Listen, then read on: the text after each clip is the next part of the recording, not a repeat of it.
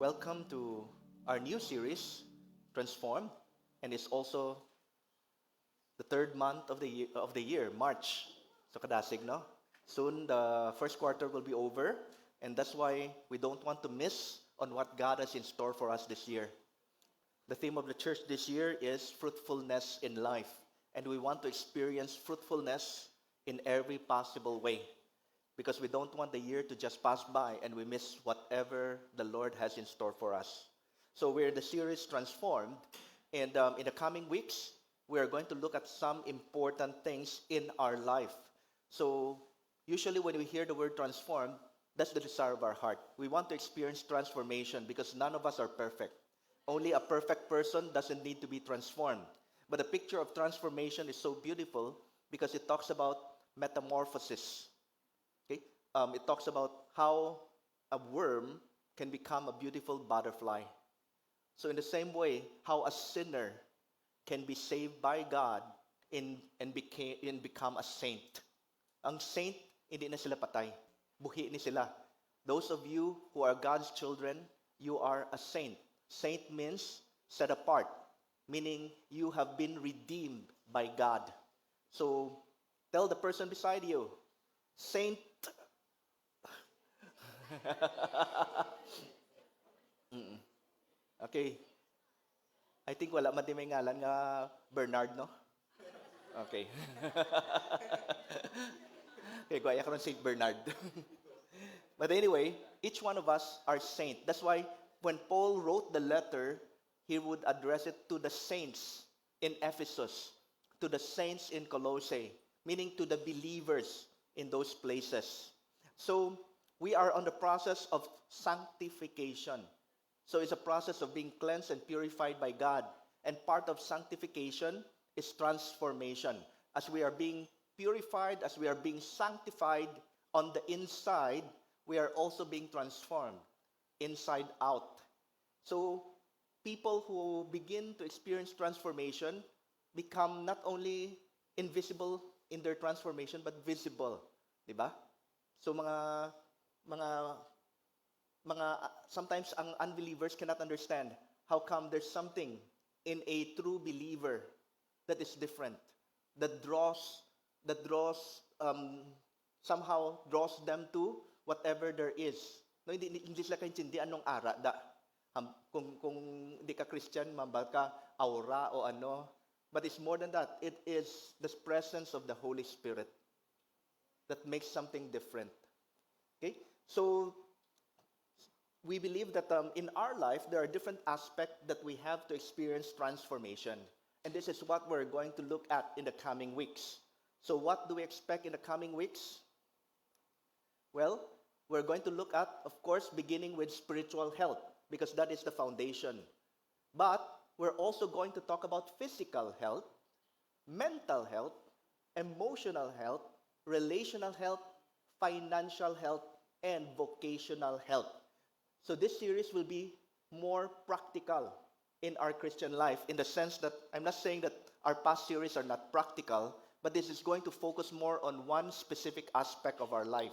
So why is this important? Because each of these aspects affect our spiritual life and our relationship with God. So our theme verse is found in Romans 12:1. Do not be conformed to the pattern of this world, but be transformed by the renewing of your mind. So transformation begins in our thinking, in our habit, in what we are used to do. So the Bible says there is such a thing as the pattern of this world. If we are not careful, there are default things that we do.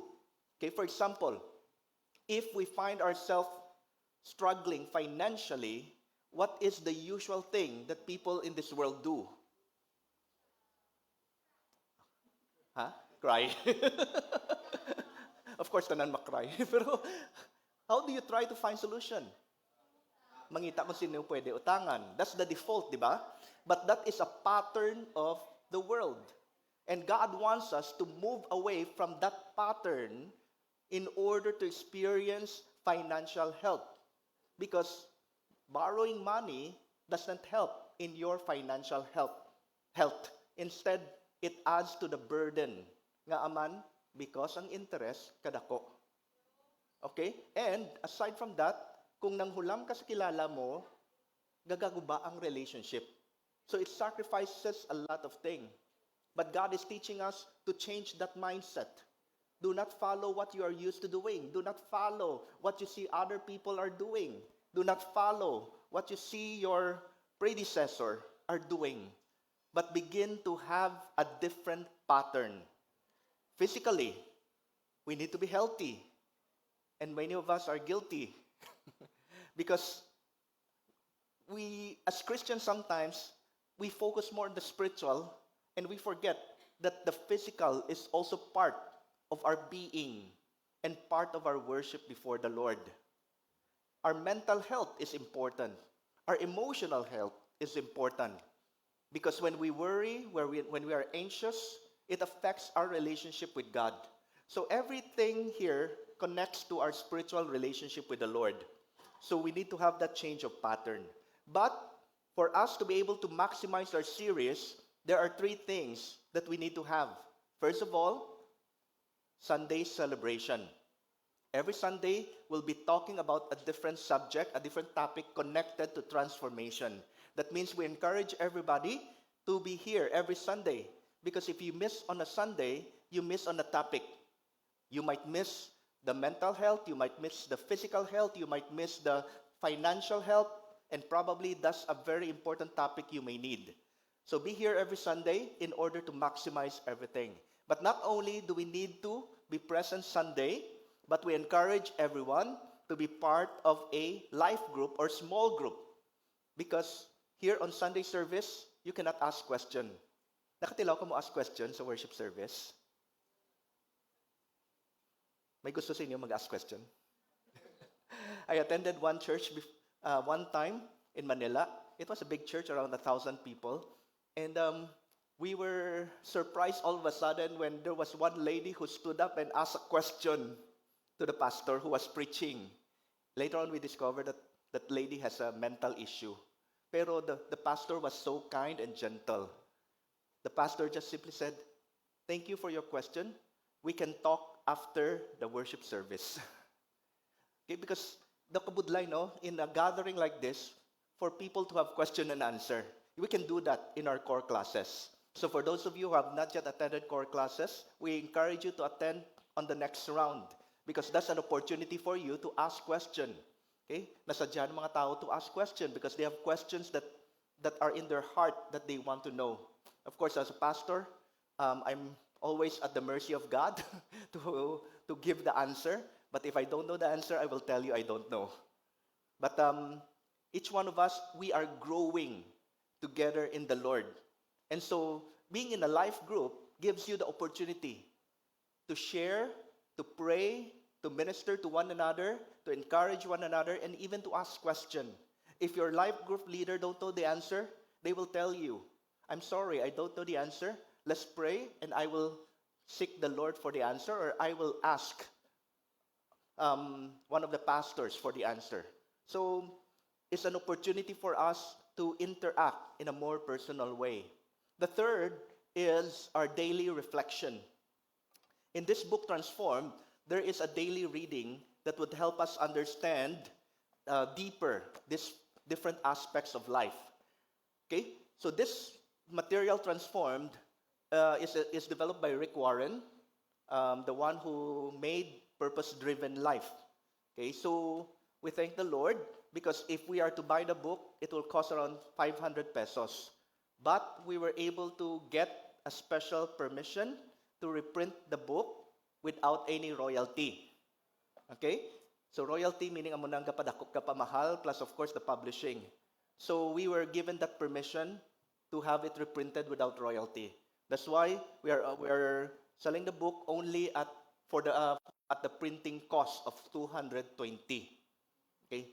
So we encourage everyone, if possible, to get a copy for you to maximize the material. Okay? So these 3 would help us experience transformation. When we come on Sunday worship, to some degree, we receive the word, and there is some seed of transformation that will happen. But when we have our daily reflection and reading, it reinforces the things that we are learning. And when we join the life group, all the more. People pray for you, people encourage you, you become accountable to others. And so transformation is able to be maximized. So this week, make sure that you have a copy of Transformed. Second, complete your 3-month goal, which is found in the book, and join a life group. And invite your friend, your relative to church next Sunday so that they can also journey in this transformation process. So next Sunday, makakatch up pa ang mga friend ta nga wala diri today because we will start with the first topic, spiritual health, next Sunday. Okay, and for next week, start reading day 1 and join a life group so that you can discuss session 1. That's for next week. Okay, so we still have 1 week to prepare. Bring your friends and relatives to church and into your life group. So that is our goal for this week and preparation for next week. For today, we are going to talk about setting transformation goals by faith. Okay? Now let me ask you a question. Is having a goal biblical? Is having a goal biblical? Ang basing ban, dapat as the Spirit leads. So kung as the Spirit leads, wala na plan, wala na goal. But you know what? In the Bible, it talks about goals over and over again. So first point, goal setting is biblical and is spiritual. Okay? It is biblical and it is spiritual. According to author N.T. Wright, in his book, After You Believe, as a believer, you are a shadow of your future self. There is a real you that is more than you can imagine. Uniquely you that reflects Him. As you are indwelt by the Spirit, you do that more and more, or you become that person more and more. So in other words, after we become a Christian, we are transformed. In the eyes of God, He sees us because God is not bound by time. He is not bound by past, present, and future. And so He's able to see you where you should be. So God sees you in your future self because that's who God is. That's His desire and plan for you. But currently, we are in this situation. We are where we are. And by God's grace, many of us have already grown to some degree, but we are not yet where we should be. So, as we align ourselves with the Holy Spirit and allow Him to transform us, we become more and more Christ-like and become that person that God has planned us to be.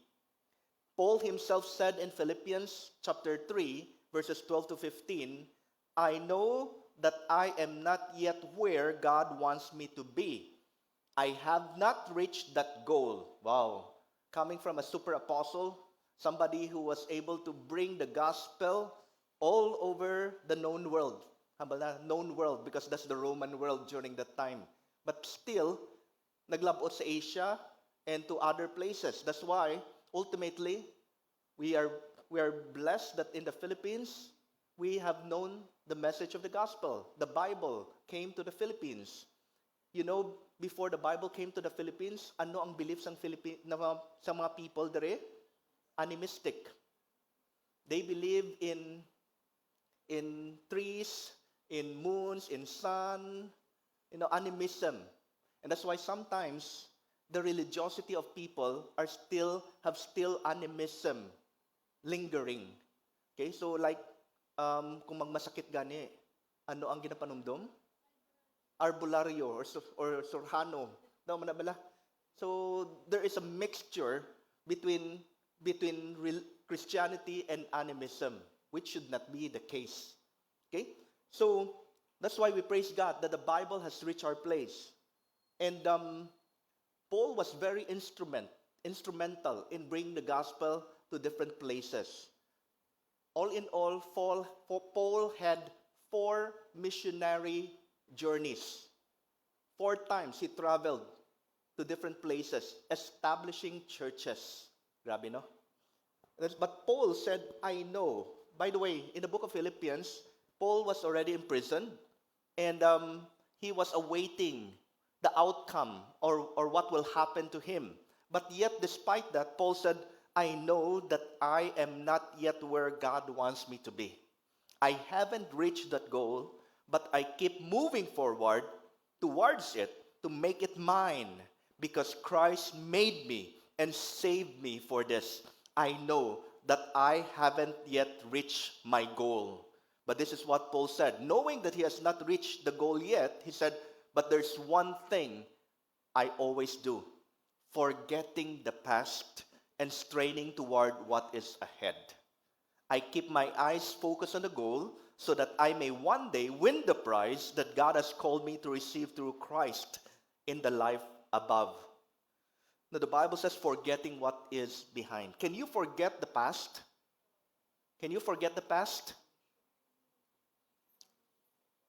You know, some people say, forgive and forget. Is that possible?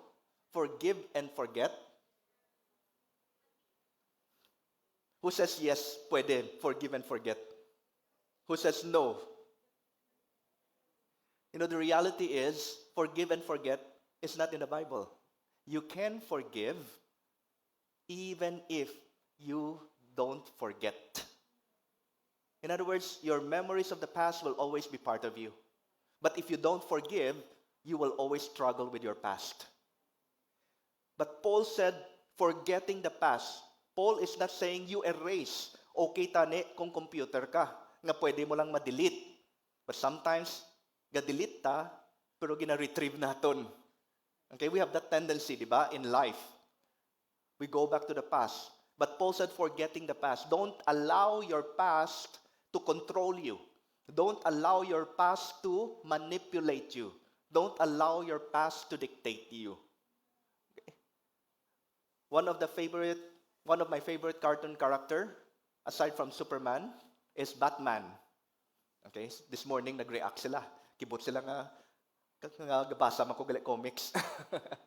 But the interesting thing about Batman is that we know that he is a crime fighter. He is very wealthy, he is very rich, he has a big business, and he doesn't have to do anything.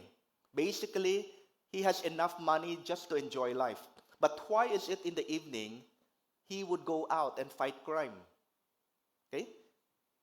Occasionally, in the comics, you will see that he would visit the grave of his father and mother. And there he will pour out himself, complaining, have I not done enough? I have given up my love life, this. You know, everything is a show in order to keep his secret as a crime fighter. But he will pour out, I'm doing so much, is it not enough? What is driving him? The shame and the guilt of not being able to defend and protect his parents when they were murdered. Now, of course, we know he was still a little boy. Ano mahimo ya? But that shame and guilt carried him and made him and drove him to do what he was doing. Was there joy in what he's doing? We know the character of Batman is very serious, very tough, very no, unlike Superman, daw ka jolly, But he's doing what he's doing because out of shame and guilt, and there was no joy. It's like he was obliged, he was obligated. So sometimes, when we are driven by our past, it comes out in the things that we are doing. The moment there's no joy in what we are doing, that means we are compensating for our past. But Paul is saying, if I were to allow myself to remember my past, then my past would not be good because I was a persecutor of the church. I imprisoned believers and at times approve of their murder.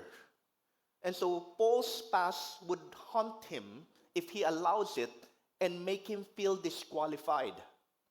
But instead, Paul always hold on to the grace of God. That's why one of the topic that Paul always talk about is grace. Because kung may isa ka person nga nakaintindi kag nakabatyag sa grace ni God, si Paul na. That's why he said, of all the sinners, I am the worst. But hambalya, but the grace of God came upon my life, and He turned somebody who was a persecutor of the church into the preacher of the gospel. So if Paul were to hold on to his past, he will always feel disqualified. He will always feel unworthy. But he held on to the grace of God. He was doing what he needs to do for the Lord, not to compensate for his past, but to thank the Lord for His grace. So there's a difference between compensation and gratitude.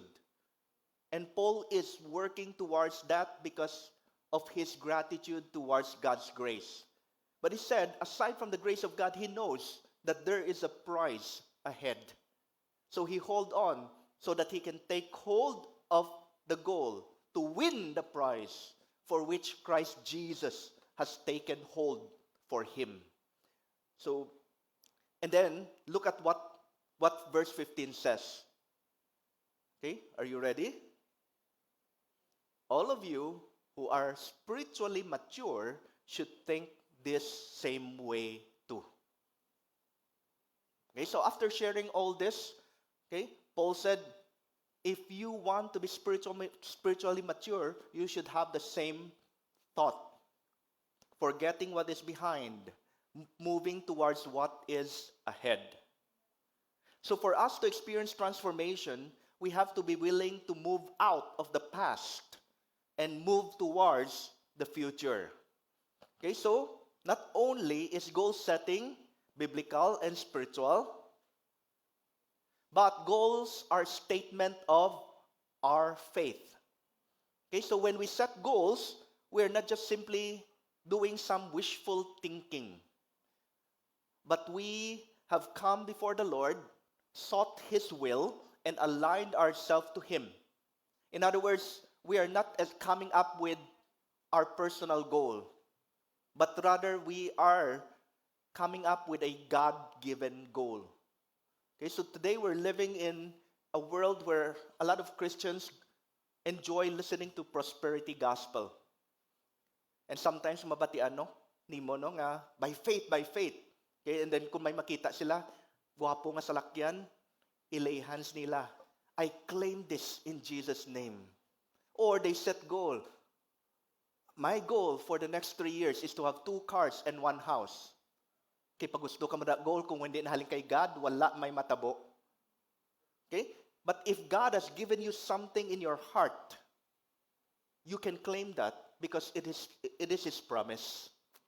But many times, the Lord has to work through our heart first before He is able to release the blessing and the breakthrough. Okay? Because breakthrough begins with break-in. You have to allow God to break in your life. That's why breaking has to happen. Kay katig-asa ton. And after the breaking, breakthrough begins to happen. Allow God to come in so that He can come through in your life. Okay, so in Ephesians chapter 3, verse 20, the Bible says, God can do anything far more than you could ever imagine or guess or dare to request in your wildest dreams. Grabe nga version. Now, this is a paraphrase. Pero kung basahon mo daw grabe. What more can you explain? More than you can imagine, more than you can guess, more than what you dare to request. Okay, beyond your wildest dream. In other words, what God can do in your life is beyond what you can imagine. When you begin to think, amo lang ni maubra ni God, He can do much more than that. When you think that God can bless you this way, His blessing can be more than what you expect. But of course, in His time and according to His plan. That's why Jesus said in Matthew chapter 9, verse 29, according to your faith, it will be done. According to your faith. So again, faith in God, not in yourself. Faith in God's given goal, not your self-appointed goal. Third, goals motivate us. Without goals, we don't have direction. Okay? In Alice in Wonderland, there is a cat there. Nakabudlay i-pronounce ang name. Ano? Oh, basta mo na. Okay? And as Alice was talking to the cat, Alice was asking, where does this road leads to? And the cat asked, where do you want to go? And Alice said, I don't know. And the cat said, then it doesn't matter what road you take. For people without goal, they don't know where to go. But goals motivate us and keeps us in a certain direction. In other words, there are a lot of things that the world can distract us with. Okay? Just like the story of the hare and the turtle. The hare has the speed and the ability to run fast. And of course, the turtle we know. But the destruction of the world can cause us to be out of focus. But if we know the goal, then we can avoid all the unnecessary destruction in life. So goal motivates us. In 1 Corinthians 9:26, Paul said, I do not run without a goal. I fight like a boxer who is hitting something, not just the air. No, we know Job experienced a lot. And although the faith of Job was so great, but his friends came to visit him. Okay, tane, sang nag-abot ang friend niya, kag gina-comfort siya, ginupudan siya. But the problem started when his friend began to talk. They started to accuse Job that what is happening to you is judgment because of your sin. But Job looked into his life, and he cannot find anything or any reason that would cause him to deserve that kind of judgment. And so he got discouraged. And this is what he said in Job chapter 6, verse 11. I do not have the strength to endure. I do not have a goal that encouraged me to carry on. He was so discouraged that he was on the verge of giving up. Why? Because of the words that were being spoken to him by his friends. And God intervened and began to speak to Job and encouraged him. In fact, we know the story in the book of Job. God rebuked the friend of Job. In fact, he told the friend of Job, tell Job to offer sacrifices in your behalf so that I will not judge you. Grabe, no? Why? Because at the beginning, we know the story. God was the one who pointed to Job. There is no one on earth like him, a man of integrity. But even a man of integrity, even somebody like Job, can be discouraged. But the moment we lose sight of the goal, we lose sight of why we need to keep on. So goals motivate us. Goals build our character. In Philippians 3:12, Paul said, I keep striving towards the goal. In other words, I will keep pressing on. I will keep moving on. I will keep going on towards the goal. Now, there are three words that I would like to, for us to look into. The word endurance, perseverance, and resilience. EPR. Endurance, perseverance, and resilience. At first glance, napriyo lang ni sila. But what does these words really mean, and what is the difference? Well, endurance occurs when faced with difficult situations that test our training and resolve. So you went through all the training, you went through core classes, and you face a problem. Now, there's a challenge. Are you able to endure with what you have learned and what you have received? So we need endurance. But without learning from people, without learning from the word, we cannot endure. So endurance depends on what you have inside. So a runner can endure because of the training that he has gone through. But endurance is not enough. That's where perseverance comes in. What is perseverance? Perseverance, oops, what happened? Okay, let's persevere. Okay, perseverance occurs when faced with adversity beyond your training that requires you to grow. So your training is until here. Now here comes a trial and testing that is beyond what you have learned. It's like, I didn't know this. I've not learned this before. I did not expect this. But you decide to go on and grow beyond that challenge. That is perseverance. How about resilience?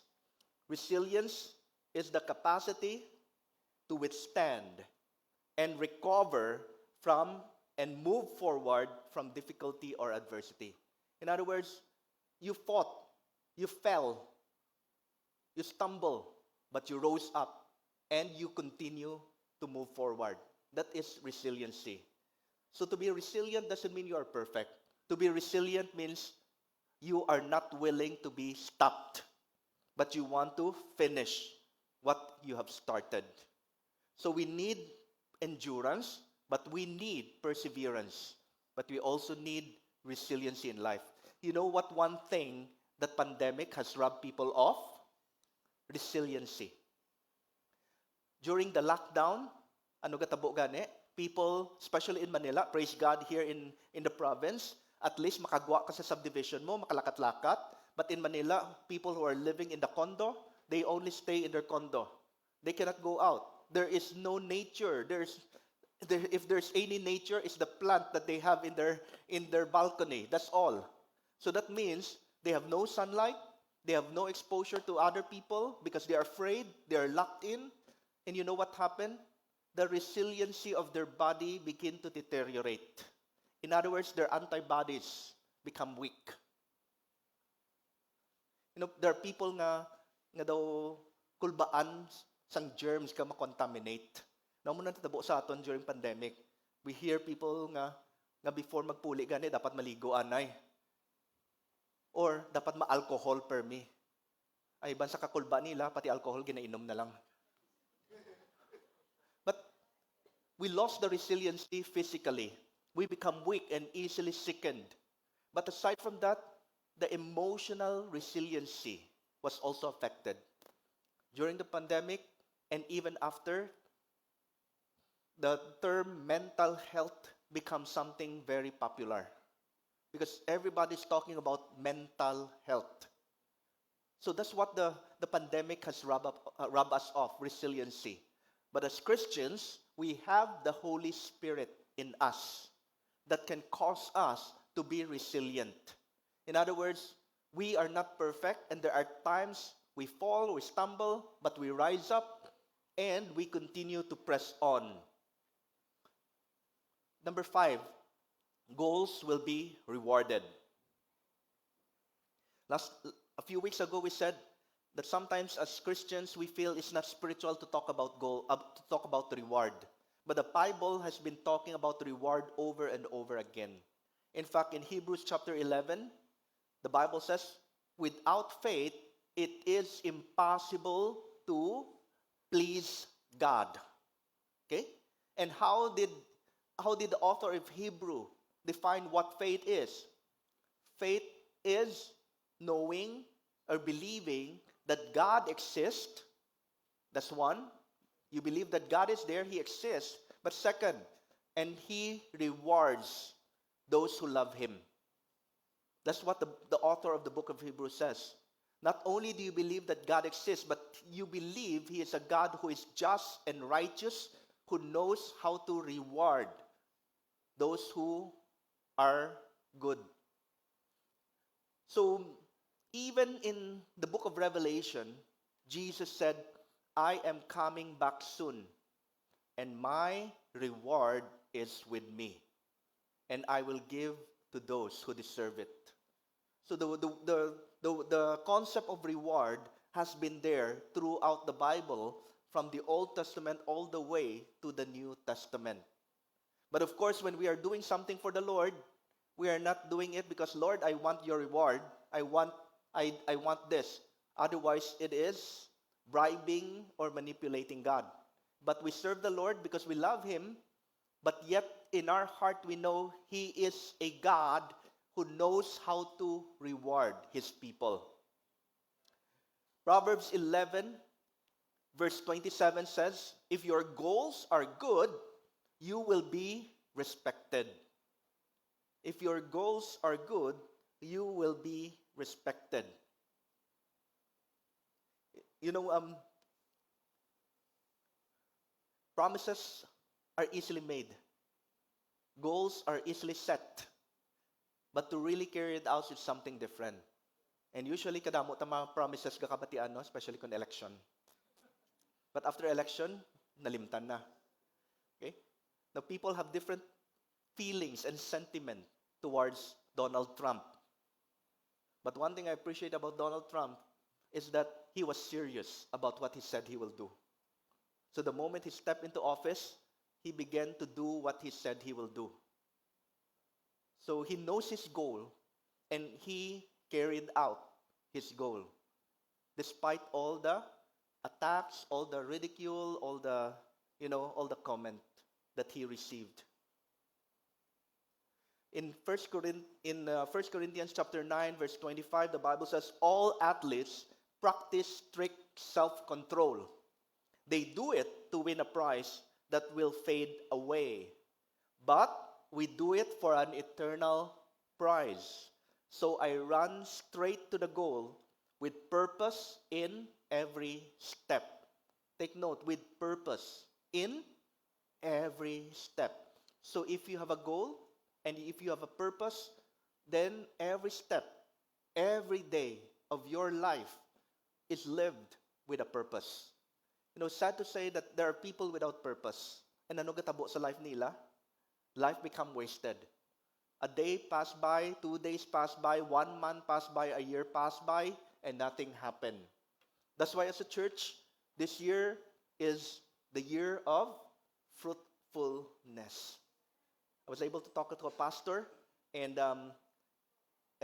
we were sharing, oh, by the way, this year, our church is the year of fruitfulness. We see a lot of children and babies. And he said, Kamiya, we are in the year of sowing. Damo na busong. You know, but we are in the year of fruitfulness. We want our life to be fruitful. We don't want this year to pass by and nothing happened to us. We were talking about a tree planted by the river, okay, that does not dry up. You know, it's possible for you to be a tree planted by the river, but yet not flourish because you have not taken root towards the river.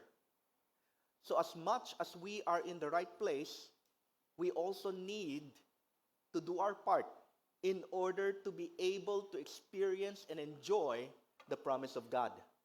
So I pray that every one of us, before the end of the year, we will have testimonies of how we experience fruitfulness in life. So set that goal right now, that you want your life to be lived out with a purpose. So, characteristic of godly goals, number 1, will it honor God? Does your goal honor the Lord, or is it only for yourself? The Bible says in 1 Corinthians 6:20, you were bought with a price, therefore honor God with your bodies. 1 Corinthians 10:31 says, whether you eat or drink or whatever you do, do it all for the glory of God. Second, is it motivated by love? 1 Corinthians 14 verse 1 says, let love be your highest goal. During the core classes, we were talking about marriage. Okay? Of course, the singles were listening and they were enjoying. And the husband and wife were looking at each other. But why do people get married? Why do we want to get married, single people? Some people are afraid of being lonely. That's why they get married. Others need security. Kita nila ko lang security guard. Others, they want to have companion. In other words, most of the reason why a person get married is because they have needs. Correct? It's all about what I need. But when love becomes the highest goal, there's a change of mindset. You get married because you want to share and give your life to somebody. Okay? Because I want you to know one thing. When you married, expecting that your husband or wife will meet your need, I'm sorry, it will not happen because the Bible says only God can meet all of your needs. So in other words, your spouse is as imperfect as you are, and they will fail you. So you can set your expectation, they will not meet those expectations. But when you begin by thinking of having someone to pour out your life and share your life with, it changes everything. So let love be the highest goal. Even in the things that we do, when we do business, when we do work, when we live out our career, let it be love that becomes our highest goal. Okay? Number 3, does it require you to depend on God? Proverbs 16 verse 9 says, we plan the way we want to live, but only God makes us able to live it. It doesn't matter how good we are, how skillful we are. Even the most skillful farmer can prepare for the harvest, but they may not anticipate what will happen. A storm may come and wipe away the crops. And even the most skillful farmer can lose all the harvest. In our life, we can depend on our strength, but we don't know what will happen tomorrow. James said, who are we to say that today or tomorrow we will go to that city or this city to do business? Why? We don't even know what will happen to us tomorrow. We are like a mist that appears for a little while and then vanishes. When we look at our life, kumanumdum ta, no? 70, 80 years to kalawig, no? Pero actually, kaya lipot lang na. As a teenager, when you are in your 12, 13, it's like, wow, you have a long way ahead. Enjoy life. Muna. When you reach 40, hambal nila ko, no, life begins at 40. But actually, in reality, you know, you're halfway. When you reach 50, you're thinking, soon, you will enjoy your senior's discount. And when you're 60, every day, every year, is a bonus. So life is not that long. The Bible says 70. And if you have the strength, 80. We praise God for those who have long life, na makalabot 90, 99, 100. You know, we were supposed to, a few years ago, we were supposed to celebrate the birthday of my great-grandmother. But she passed away at 99. Kanuguno, 1 year na lang. Billy Graham passed away also at 99 when people were preparing to have that 100th birthday celebration. So we don't know what will happen tomorrow. Life may seem long, but in reality, it is very short. So, we depend on the Lord because we don't know what will happen tomorrow. So most of the goals that God will place in our heart is beyond us because the goals are God-sized. In other words, only God is able to fulfill them. And we have to depend on Him. Zechariah chapter 4 verse 6, you will not succeed by your own strength or power, but by my Spirit, says the Lord. Okay, we're familiar with this. This is from another version. Not by might nor by strength, but by my Spirit, declares the Lord. Joshua 1:8 says, keep this book of the law on your lips.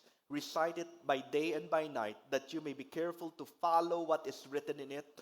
Then you will be successful to attain your goal and will attain your goal. In the New International Version, it said, you will be prosperous and successful. So the Lord has laid down things that we need to know in order for our lives to experience success. Because God's desire and God's heart is for His people to succeed. But we also need to depend on Him. In fact, the scripture says, it is even the Lord who gives you the ability to produce wealth. Diba? Many times you think, oh, ako niya nagpadako, ako niya nagamuni, ako na ngamuna. But it is God. Even the ability that you have, it is from the Lord. So we always go back to God. Number 4, does it cause you to work together with other believers?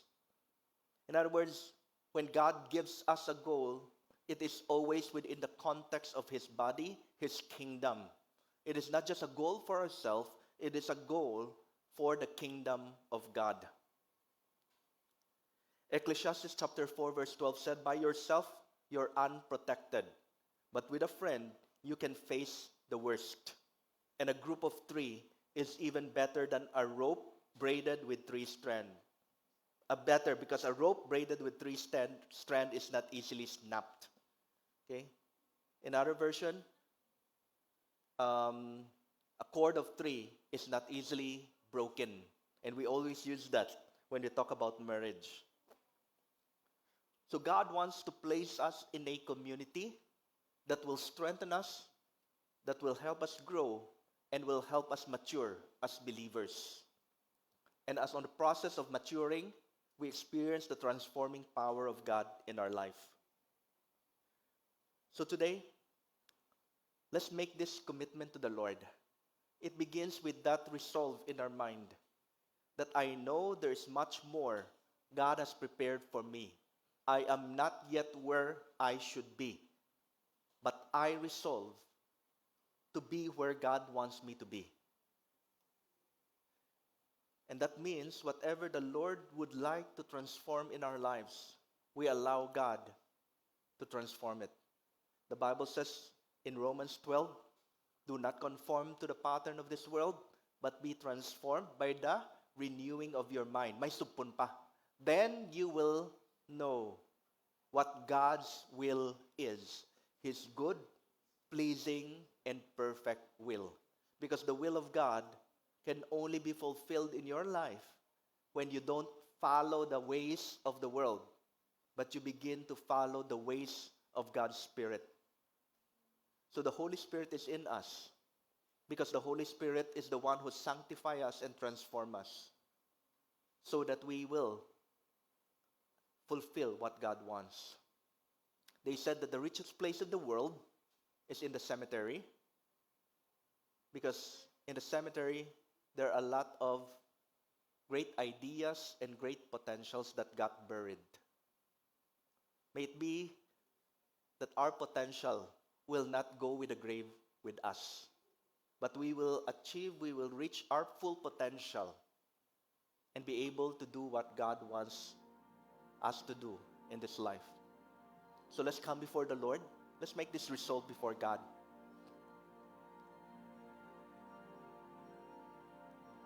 Let's pray that God will mold us and transform us. You know, the molding process is not easy. Sometimes it's painful. Not painful. Because before the molding process can happen, the imperfection is exposed. Na kaya lang ni-transform. Kaya may mga things na hindi sakto. And so those things that are exposed are very painful. So transformation is not an easy process. It's a painful process. You know, when a butterfly experiences metamorphosis, you know, it's amazing to see how a worm can emerge into a beautiful butterfly. But there is a problem. The butterfly has to go through the process. Kung naluoy ka sa butterfly, kaya tungod na ayawan siya magwa sa cocoon niya, kaginbuligan mo, mapatay na. The butterfly have to struggle to get out of the cocoon, but the process of struggling strengthens the wings of the butterfly so that it can fly. If you break the cocoon prematurely, the butterfly will have weak wings. And the same thing in transformation. The Lord is building us from the inside, strengthening us. There is struggle, there is a process, but we will come out stronger and more beautiful.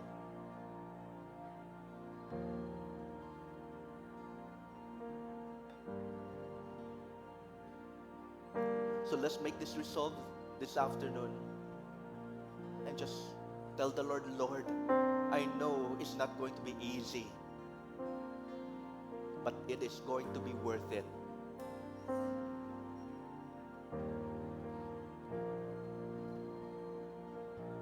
Help me to forget the past so that I can strain toward what is ahead.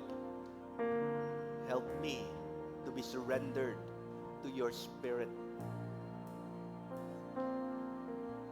so that I can experience the life, the abundant life, the fruitful life that you have prepared for me.